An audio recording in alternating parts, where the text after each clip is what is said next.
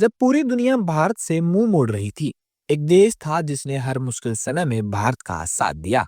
उसका नाम था रूस। अब बांग्लादेश में स्थिति इतनी नाजुक है कि रूस की चेतावनी ने पूरी कहानी को पलट दिया है। 1971 के युद्ध से लेकर आज तक भारत और रूस की दोस्ती हर संकट में परखी गई है। बांग्लादेश में हालात बहुत खराब हैं। हिंसा, भारत विरोधी नारे और कट्टरपंथियों की गतिविधियां आम हो गई हैं। इसी बीच रूस ने कदम रखा और ढाका को साफ संदेश दिया है। अलेक्जेंडर ग्रेगो ने कहा, भारत और बांग्लादेश के बीच तनाव मौजूदा स्तर से आगे नहीं बढ़ना चाहिए।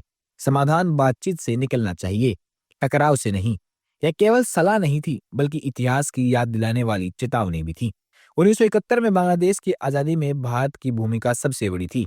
उस समय रूस भी भारत के साथ खड़ा था। राजदूत ने कहा कि इतिहास भुलाकर नफरत फैलाना आत्मघाती है। ये संदेश कट्टरपंथी गुटों को चेतावनी देता है। यूनुस सरकार पहले से ही कई तरफ से दबाव में है।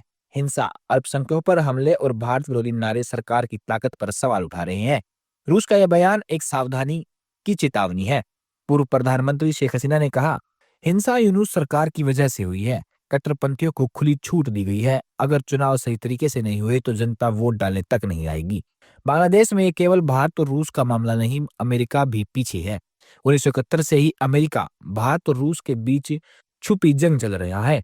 शेख हसीना के समय भारत और रूस के साथ अच्छे रिश्ते बने।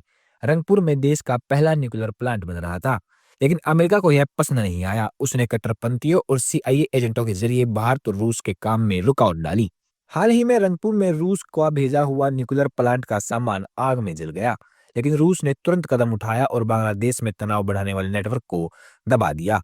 रूस ने कहा, 1971 में बांग्लादेश की आजादी में भारत की सबसे बड़ी भूमिका थी। रूस भी उस वक्त भारत के साथ खड़ा था। अब सवाल यह है, यूनुस सरकार संभल पाएगी या कट्टरपंथियों के दबाव में कमजोर हो जाएगी?